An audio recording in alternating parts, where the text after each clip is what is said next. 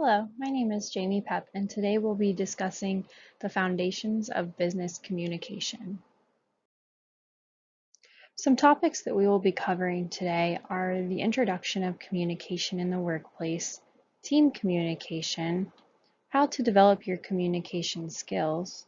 We'll also go over some examples of written communication, examples of verbal communication, and then I will address my references. Our textbook says that people and organizations work together to achieve a common goal that can only be reached through communication. The book also defines communication as sending and receiving verbal and nonverbal messages. These messages could come from emails, letters, or just a conversation in the office. A lack of communication in a business can cause the business to fail, so it's important to pay attention to how your team is communicating. Businesses should address communication etiquette regularly with their staff, no matter whether they are a large or small company. This can be done by doing a small meeting or even sending out email communication to further discuss the topic. Working and communicating with a team can be really difficult for some people because everyone has an individual personality. Once you're able to understand and accept that not everybody will have your same point of view, it will become a lot easier to work in a team. You may not always agree with everyone, but if you're able to at least reach an agreement, you'll be more successful within your team. Our textbook outlines 3 variables when it comes to communicating in a group. They address conflict, conformity, and consensus. Conflict is defined as disagreements or arguments that may occur within a team. Conformity is the agreement to rules, ideas, or principles, and consensus is reaching a decision that best reflects the thinking of all team members. These variables are excellent topics to bring up because group work can be tough, as we just mentioned, and not everyone will have the same personality. By addressing the 3 C's, you will be able to work better as a group. Conflict will happen, but how you handle the conflict can make a difference. Conforming with what everyone else thinks may seem like the easy route, but then your group could be missing out on some great ideas that you may have. Reaching a consensus is the best outcome for a group and will give you a sense of success when the project or assignment is complete.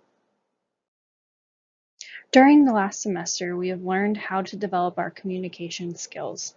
Learning to communicate properly does not come naturally to everyone. This skill can take months or even years to truly master. We have learned that there are both nonverbal and verbal communication skills to either be developed or to start learning how to pay attention to. Some nonverbal examples of communication are body movement, physical appearance, voice qualities, and listening. Some examples of verbal communication could be your discussions between teammates, the phone calls that you may have with clients, or even the partners that you may work with. Next, we will be addressing a few common communication mistakes. I had to give a presentation at work last year called How to Effectively Communicate with Your Team. While I really enjoyed the presentation and was proud of the outcome, this class has really opened up my eyes and taught me so much more. I have learned a few common communication mistakes. Some of them are delivering bad news via email, avoiding difficult conversations, not clearly communicating, reacting, not responding, not keeping an open mind, and using a one-size-fits-all approach. I feel that we addressed each of these throughout the semester. My recommendations are delivering bad news in person if possible, taking extra time to decide what to say when you're trying to avoid a difficult conversation, and have that conversation sooner than later. Next, I think that making sure your message is clear and thinking about both sides of the conversation is really important. We addressed that having non-clear communication can be an issue. Sometimes you may need to revisit a response instead of responding immediately to somebody if you may be upset or angry about the topic.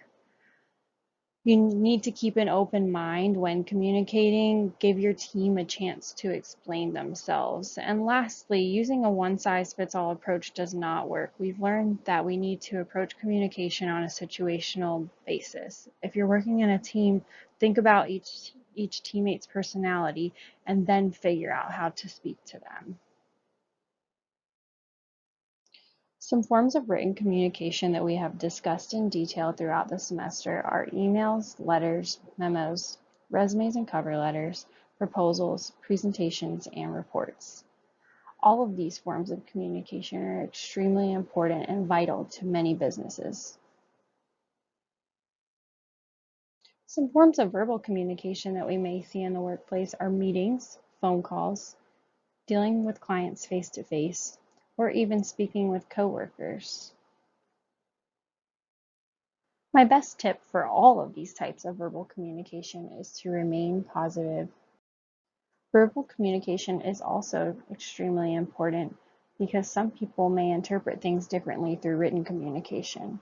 When you have the chance to verbally communicate, they can see both your verbal and nonverbal communication.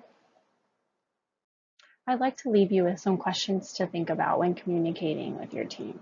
The first is, are you actually communicating as a team? What can you do to improve this?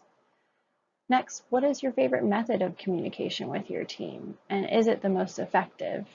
And lastly, can you think of a communication mistake that is common in your office? Is this something that you can help improve?